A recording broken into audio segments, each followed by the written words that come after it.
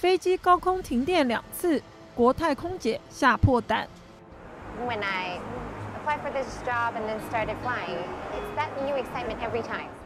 话是这么说，但是无论你有多爱搭飞机，遇上突发事故，谁都会怕。有自称是国泰空姐的人在 Facebook 上爆料，本周一有一班载有322名乘客和14名机组员的航班上演高空3万尺的惊魂记。该班机从日本飞香港，经过台北时，飞机突然静了下来，灯又熄掉，电源全关。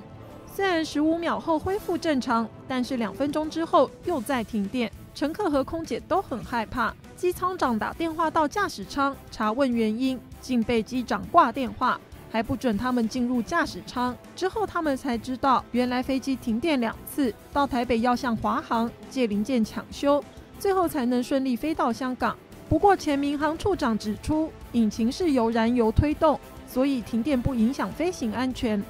因為飛機你有2個引擎啦，咁同埋有電池啦。如果真係全部都唔得咧，最後仲有一個風扇葉㗎，可以放落嚟㗎，就靠風撞喐呢個扇葉咧嚟到去再俾一個後備嘅電源。飛機沒有聲音，是因為冷氣停了。國泰表示，航班途中其中一個發電機發生技術故障，但是強調這不會影響引擎運作，並已經將此事通報民航處。